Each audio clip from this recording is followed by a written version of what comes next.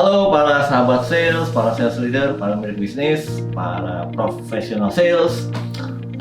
Beberapa waktu yang lalu saya dapat salah satu email yang bertanya atau minta dikasih tips, Pak, gimana sih kalau saya, atau ada nggak tips-tips atau rekomendasi kalau saya mau mempromot tim saya, mungkin dari level sales ke supervisor atau supervisor ke manager gitu ya. Jadi ini menarik dan ini seringkali menjadi salah satu challenge yang banyak dihadapi oleh banyak organisasi penjualan. Kenapa disebut sebagai sebuah challenge? Karena tidak jarang tim sales yang tadi di bawah jualannya bagus atau dipromosi, dia naik menjadi entah itu supervisor atau entah itu menjadi manager, kok performanya malah nggak bagus ya, terutama performa timnya gitu ya. Nah, jadi kita kan seringkali lupa bahwa ketika kita punya tim sales yang bagus, tiba-tiba dia cukup pantas untuk menjadi seorang leader.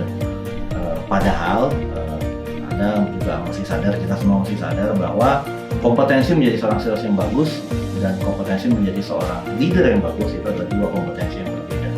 Saya selalu sarankan kalau Anda hari ini punya tim salesman yang bagus dan Anda lihat ini oke loh untuk jadi karena loyalitasnya segala macam gitu ya, kayaknya oke loh untuk jadi leader saya, untuk pimpinan berikutnya, untuk jadi supervisor dan sebagainya.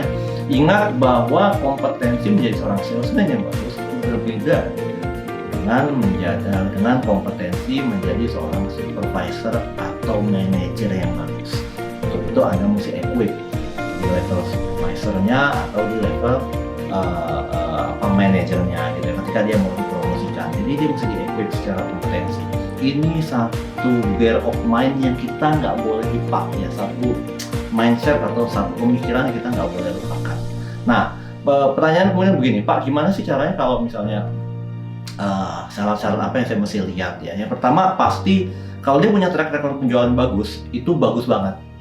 Itu bisa menjadi salah satu potensial kandidatnya Anda. Tapi yang kedua yang Anda mesti lihat juga adalah kemampuan dia berkomunikasi, baik ke atasan, ke bawah, ke atasan atau ke customer-nya.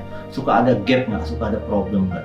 Biasanya kalau dari sisi komunikasinya dia seringkali ketika jadi salesman itu punya masalah, maka ketika dia jadi seorang leader dia juga biasanya punya kecenderungan kesulitan gitu ya ketika dia nanti menjadi seorang leader. Lalu apalagi kepemimpinan? Kepemimpinan tuh lihat apanya Pak kepemimpinan gitu ya? Kepemimpinan itu adalah bagaimana kita bisa melihat dari sisi kemandirian dia ketika dia menjadi seorang salesman ya.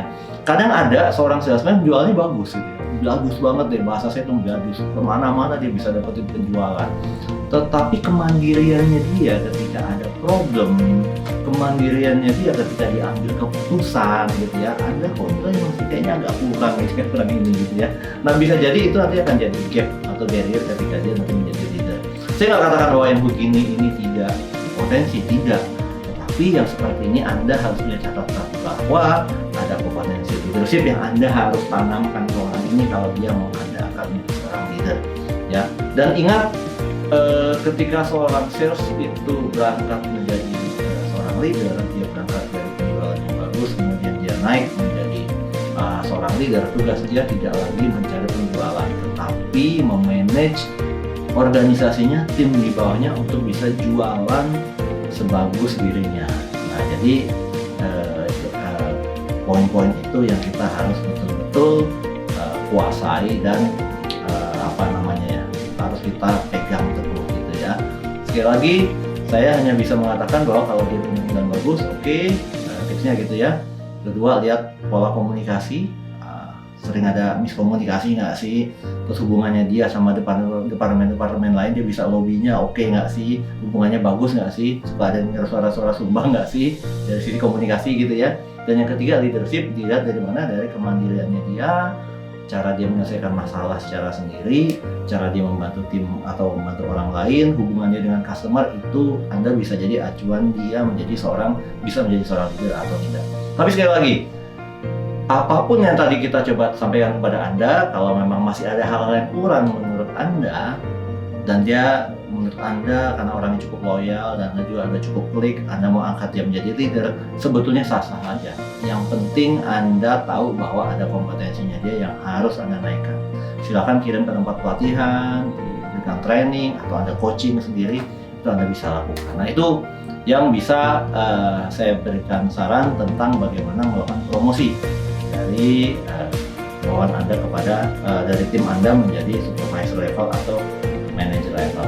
Nah sekali lagi saya juga ingin sampaikan kepada Anda semua para sahabat sales, jika Anda punya pertanyaan, Anda punya hal-hal yang ingin Anda diskusikan atau Anda tanyakan, silakan kirim kepada kami, bisa melalui message, bisa via email, untuk nanti kita bahas dalam satu materi video kita.